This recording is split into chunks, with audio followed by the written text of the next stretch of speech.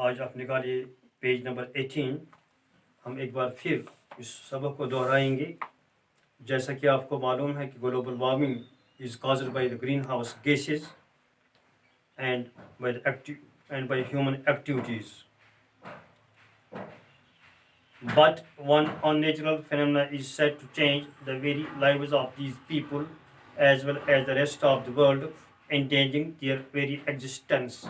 जैसा कि आपको मालूम है कि जो अननेचुरल फेनोमेना है, गैर कुदरती जो तब्दीलियाँ आती हैं, लोग खुद उसमें मुलवस हैं, वो अपनी वजूद को खतरे में डालते हैं। Humanity is about to face the most devastating catastrophe that has not been encountered since the Black Death. जैसा कि आपको मालूम है कि इंसानियत को सामने एक बहुत बड़ा खतरा है जो ब्लैक डेथ से नहीं काउंट किया गया. While people are still debating whether global warming is in progress, the general consensus among most scientists and researchers is that global warming has started and is going to increase at an uncontrollable rate in the very near future. Global warming पर जो साइंसदान या जो तहकीक लोग कर रहे हैं वो बोलते हैं कि अभी क्या ये शुरू हो गई है, तो ये अनकंट्रोलेबल रेट से जारी है, तो उसका खतरा आने वाले ज़माने में ज़्यादा होगा.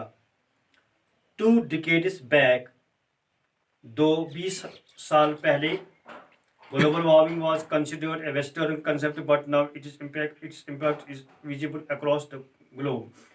जैसा कि 20 साल पहले लोग ये बातें कर रहे थे कि ये कंसेप्ट वेस्ट मगरिब वालों ने दिया, लेकिन आज इसका असर तमाम दुनिया में मौजूद है.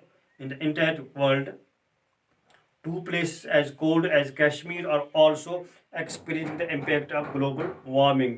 अब रियासत जम्मू कश्मीर में भी इसके असरात नमूदार हो रहे हैं ग्लोबल वार्मिंग के. हालांकि कश्मीर एक सरद जगह है, ये तकरीबन 5,000 फुट की जगह पर वाक़ा है.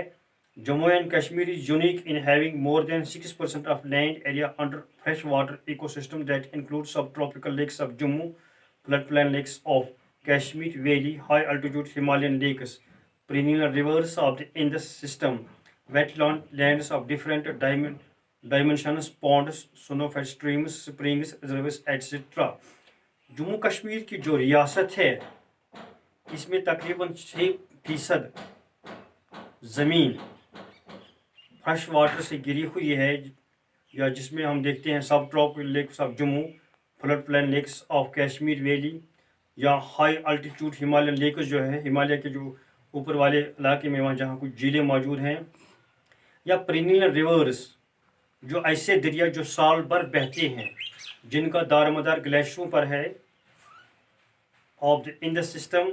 इसके अलावा कुछ वेटलैंड्स भी हैं, या कुछ पॉन्ड्स भी हैं, या स्नोफेड स्ट्रीम्स है, ऐसी नदी नाले जिनका दारमदार बर्फ़ पर है, या हमारे पास यहाँ स्प्रिंग्स है, चश्मे हैं, रिजर्वर्स है. As water resource of the world are facing qualitative and quantitative degradation. दुनिया भर में अब पानी की जो क्वालिटी और क्वांटिटी वो दिन ब दिन घट रही है. It is said that future international Wars will be fought on water. ये भी कहा जाता है कि जो आने वाले दिनों में या आने वाले सालों में जंगें लड़ी जाएंगी वो इसी पानी पर होंगे. Glaciers in Jammu and Kashmir are receding at an alarming rate.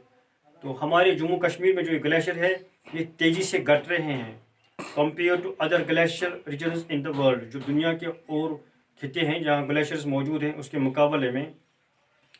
इन सुरु basin alone we have lost about 16% of glacier in the last 40 years. पिछले 40 साल से हमने तकरीबन 16% ग्लेशियर हम खो बैठे हैं.